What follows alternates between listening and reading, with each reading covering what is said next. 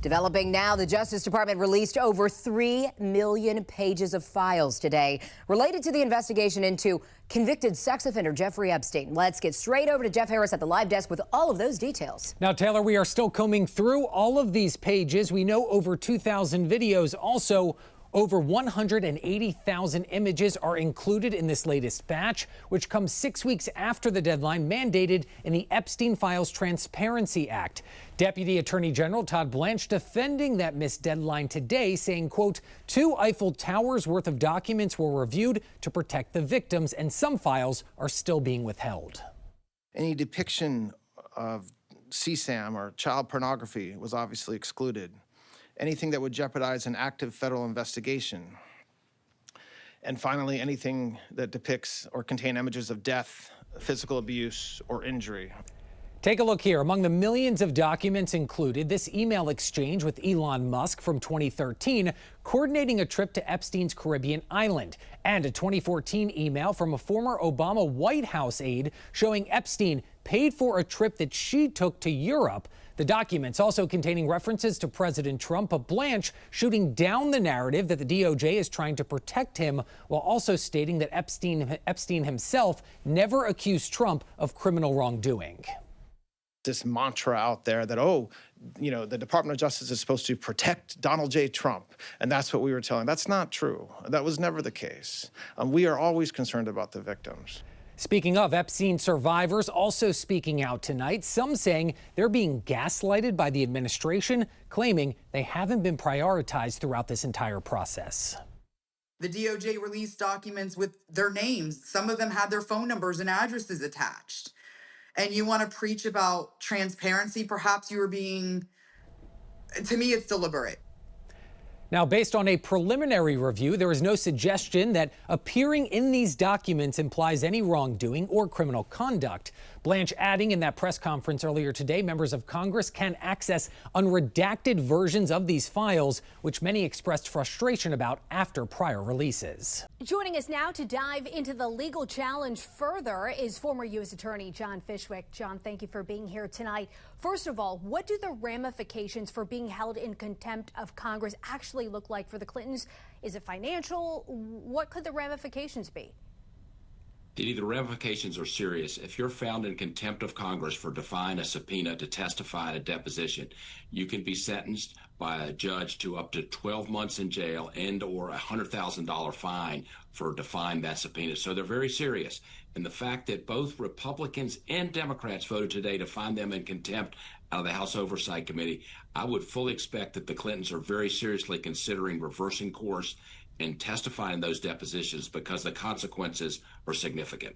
And you're also right. The split among some Democrats with the contempt votes was notable today.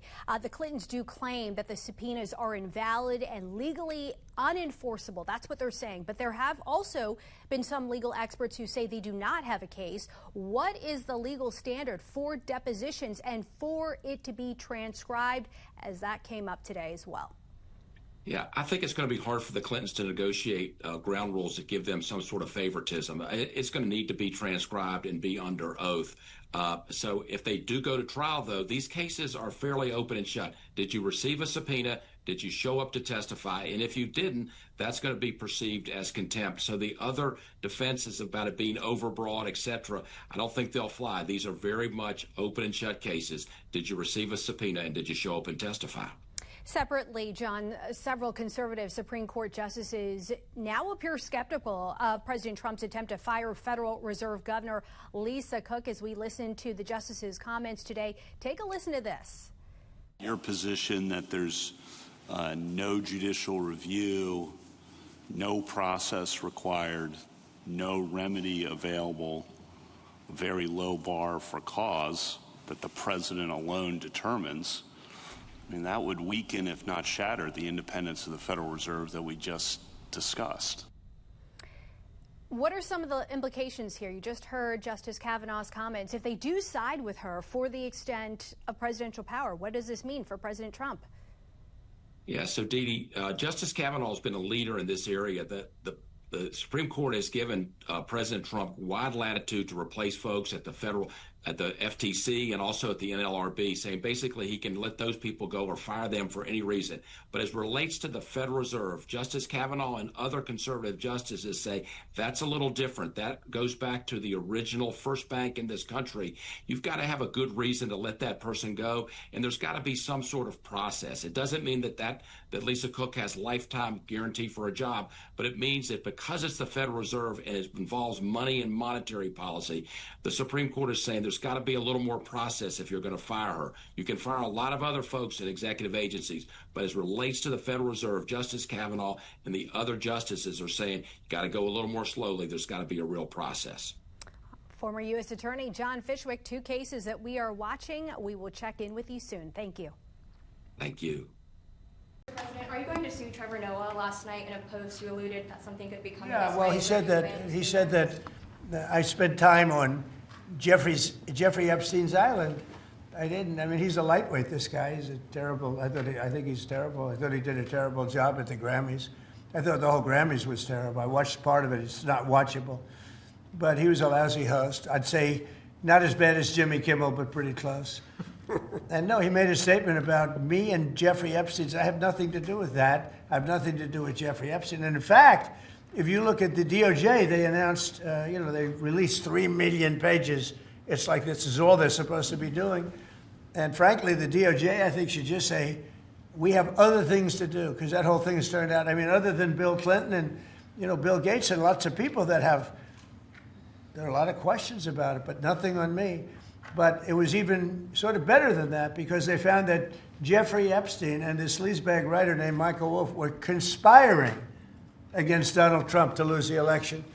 So Epstein was conspiring with a writer for me to lose the election. So right there, you know that I had nothing to do with this guy. But yeah, it's a terrible thing. The amount of time that's being wasted. When Epstein was alive, like 10 years ago, nobody cared about it.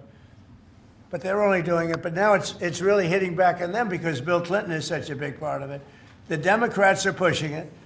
And the problem is that it's turning out to be the Democrats that were with and conspired with Epstein.